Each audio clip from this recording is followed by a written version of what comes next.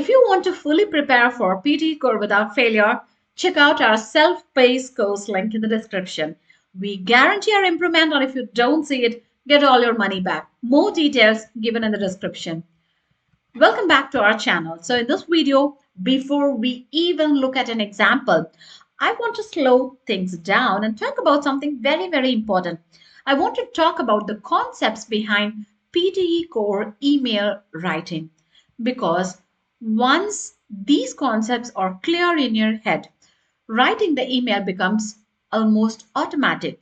Most people jump straight into examples. They memorize templates, opening lines, and closing phrases, and then they wonder why their scores don't improve.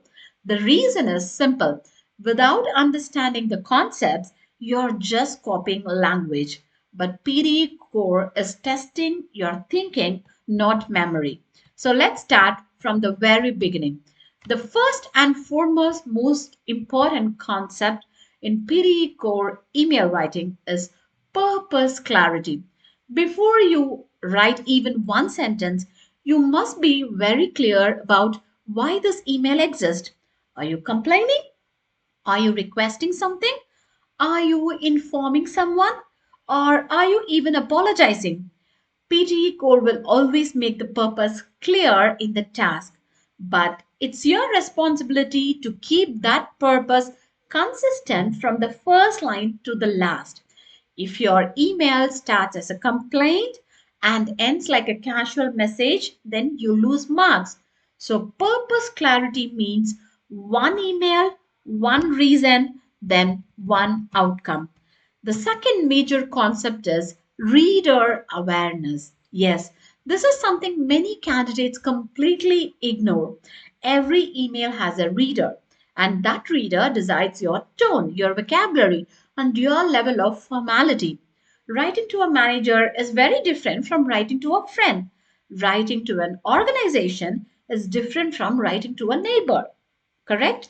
In PTE core, the reader is usually someone like a manager, landlord, or a customer service representative, or even a colleague.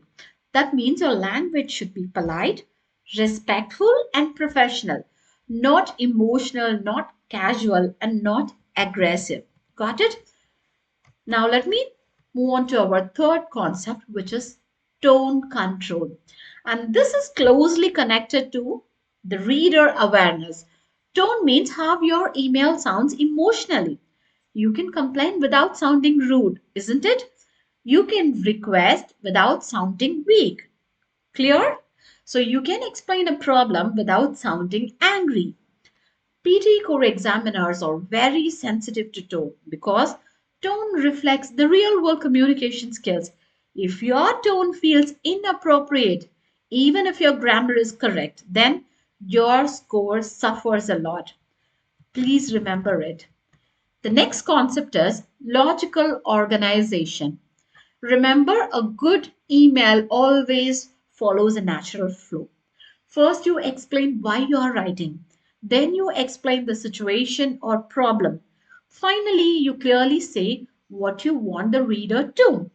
When email jumps randomly between ideas, the reader also gets confused, correct? And PTE core penalizes that confusion. Keep it in mind. Organization means it is not about the fancy connectors. It's about making the email easy to read. Another very important concept here is relevance and information selection. PTE core will give you three bullets in the task, and those three bullets are your boundaries. You must cover them all, but you must not go beyond them unnecessarily. Adding extra stories or adding emotional background, unrelated details, it will not impress the examiner. It only shows your lack of control.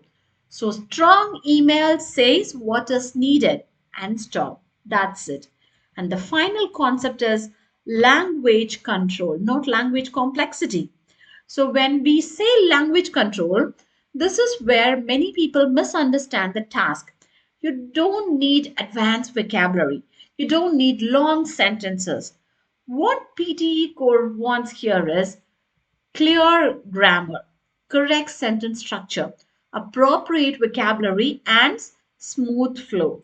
Simple, correct English always scores higher than complicated, risky English.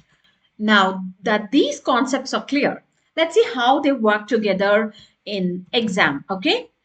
Imagine you see this task on the screen. If you want, you can just pause the video, read it by yourself, and try to apply the concepts that we have covered so far, and then come up with your response. Okay.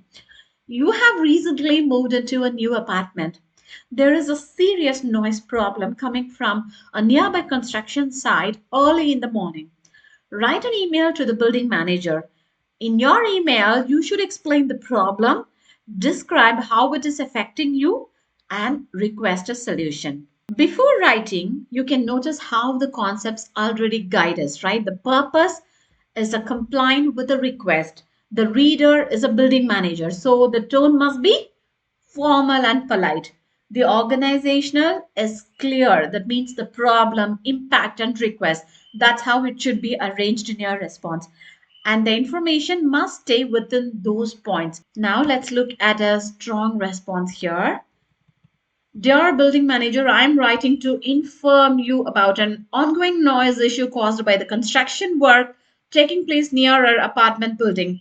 The construction activities usually begin very early in the morning, often before 7 a.m., and involve loud machinery and drilling sounds. As I work from home, this noise has made it difficult for me to concentrate during working hours, and it has also been regularly disturbing my sleep.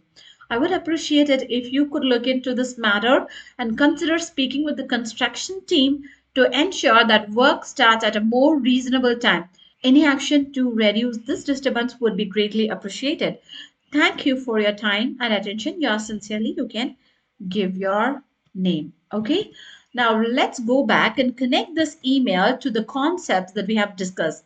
The first concept is clarity, purpose clarity, right? Which is established immediately in the opening sentence. There is no confusion about why the email exists.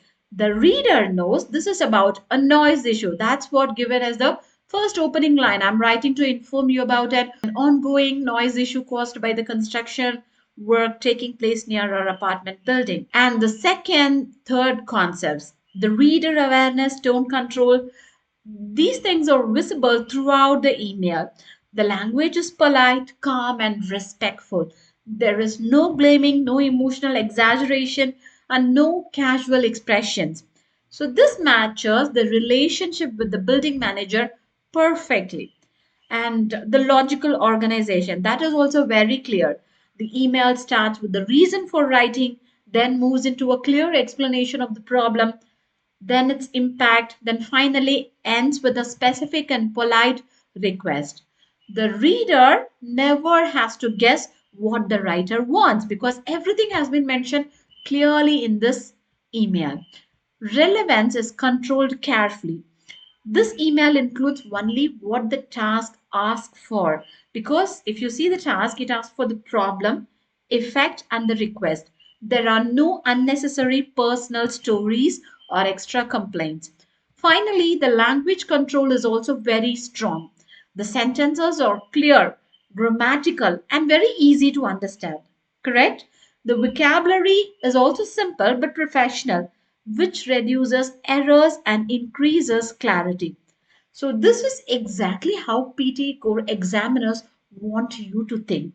Not like a student trying to impress, but like a real person communicating responsibly.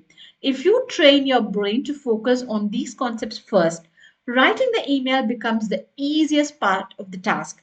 I want to talk about something very important, the things you should never do in PD core email writing task. These are not small mistakes.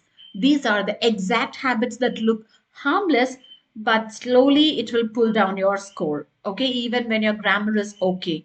So let's go through them in a practical way. The first one is changing the tone halfway through the email. Okay, many students start the email formally using phrases like, I'm writing to inform you, and then suddenly they switch into a very casual language like, I'm really upset, or this is very annoying. In real life, that sounds unprofessional, and in PTE core, It signals your poor control. Okay, the tone must stay consistent from the first line to the last line. Please keep that in mind. Another common mistake is writing emotionally instead of professionally. The task may involve a problem or a complaint, but that does not mean that you should sound angry or frustrated. Words that sound dramatic, blaming, or aggressive immediately lower your score. PTE core is checking whether you can express problems calmly and respectfully, just like in the workplace or an official setting. Got it? And a very serious mistake is forgetting the purpose of the email. Some candidates they start well, but they begin explaining unnecessary background information. They add personal stories or extra details that were never asked in the task. When this happens, obviously the email lose focus, right? Another thing you should avoid is writing either too little or too much. Very short emails often miss key points. The similar way, very long emails include irrelevant information usually, right? So both shows poor judgment. PTE core wants balanced, controlled writing, not rushed and not excessive. So many candidates also lose marks by using very complex vocabulary or long, complex sentences just to sound impressive. This is very risky. Complex language increases the chance of grammar errors and awkward phrasing. Okay? And finally, never ignore basic email format. Missing a proper greeting, forgetting a closing line, or using the wrong sign off, that creates a negative impression, correct? Even if the content is very good. Poor format suggests the lack of real world email awareness. So, if you want to fully prepare for PD Core without failure, check out our self paced course link in the description. We guarantee your improvement, and if you don't see it, get all your money back. More details given in the description. Bye bye.